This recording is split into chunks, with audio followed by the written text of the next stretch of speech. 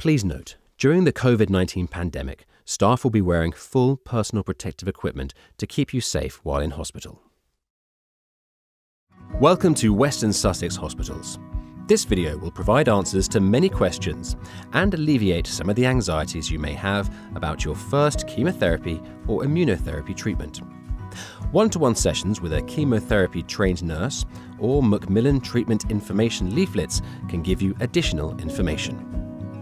For many patients, chemo or immunotherapy is given in an outpatient setting. In this case, there are a few things you need to know. On the day of your treatment, we encourage you to eat a good breakfast, but you may wish to bring along your own food and drink. If you are receiving your treatment via intravenous or subcutaneous injection, we would encourage you to wear comfortable clothing that allows easy access to your arms and chest, such as a loose top or button-down shirt. Once you have arrived and have checked in at reception, you will be greeted by a member of staff who will bring you into the day unit where a nurse will supervise your care. Most patients will spend a minimum of 3 hours here. However, some chemo appointments can last up to 7 hours.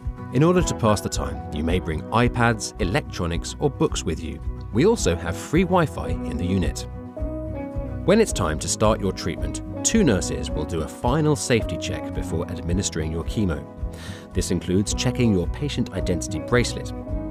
Most chemotherapy is given intravenously via a small cannula, which is inserted into the vein, but in some cases is given in tablet form. You may be offered a heat pad to dilate the veins and facilitate insertion of the cannula for intravenous chemotherapy.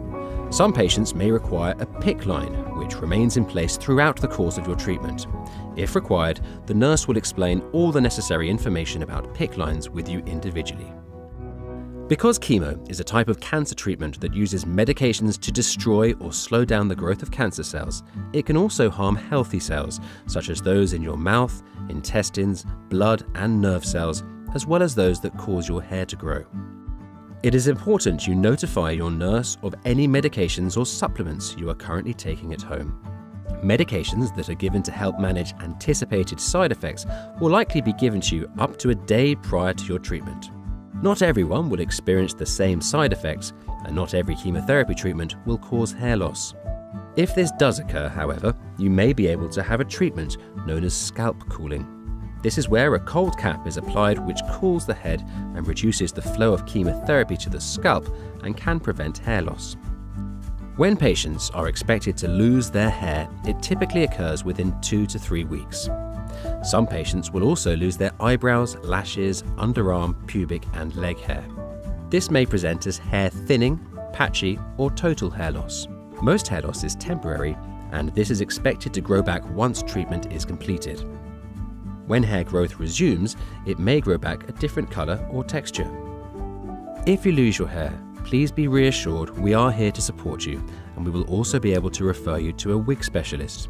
You are entitled to an NHS subsidy towards a wig, but there are also other ways of dealing with hair loss should you choose not to have a wig, and your nurse can advise you on all of these options. Nausea and vomiting are 2 of our patients' greatest concerns. Fortunately, we are doing a better job than ever in controlling this. Alongside medications you can discuss with your doctor, it is often helpful to eliminate spicy, fatty or acidic foods. Many patients find that eating small, frequent meals, taking light to moderate exercise, and including ginger and peppermint in their diets can offer relief. If weight loss due to nausea and vomiting becomes a problem during treatment, we can always refer you to our cancer specialist dietitian to assist with your nutritional needs. If you are taking nausea medication and still experiencing uncontrolled nausea or even vomiting, you should contact the helpline right away. Change in bowel habits can occur during chemo and immunotherapy treatments. If you experience diarrhea, this can lead to fatigue, skin irritation, and dehydration, so be sure to stay hydrated. If you experience constipation, this could cause pain, rectal irritation, hemorrhoids, or anal tears, which can lead to bleeding or infection. Moderate exercise, increasing your fluid and fiber intake are recommended to offer relief. If either of these issues persist, it is important that you contact the helpline to see if further treatment is necessary. Some patients will experience changes in the color of their urine during chemo. Your chemotherapies are clear, but some are red or blue. This will change the colour of your urine to an orange, green or purple colour. This is temporary and will subside within 24 to 48 hours, depending on how well hydrated you are. Following your chemo, it is expected that your blood counts will drop. This includes your red and white cells, as well as your platelets. Remember, when you are receiving chemo, it affects cancer cells and healthy cells. When your red blood cells are low, you feel more tired. This is because your body is having to work harder to deliver oxygen to all the tissues in your body. It can take more time to complete simple tasks due to low energy levels. When your white blood cells are low, it puts you at a greater risk of infection. Some things that you can do to prevent infection are good hand washing, avoiding crowded places, preparing food in a clean environment, and avoiding people who are sick. It is important for you to have an easy-to-read thermometer in your home. This is because you may be at risk of sepsis. Signs of sepsis are a temperature above 38 degrees Celsius and flu-like symptoms of aching or shivering. In the event that you feel you may have a fever, contact the helpline immediately. Further precautions related to your risk for infection can be found in your information pack that will be provided at your time of treatment. In addition to your red and white blood cells, your platelets may be low. Your platelets function like glue in your blood, and they are what keep you from bleeding and bruising. It's important to avoid abrasive products that may cause you to bleed. Using a soft or electric toothbrush and electric shaver are recommended. Medications such as aspirin, ibuprofen, or blood thinners should be discussed with your nurse or doctor first. As part of your treatment, your doctor may order medications to improve your blood counts. If you have pets in your home, please discuss this with your healthcare team and whether there are any special precautions you should take whilst undergoing treatment. Some of the medications you are taking may cause a condition called neuropathy. This is the sensation of tingling, numbness, or pain in your fingers or toes.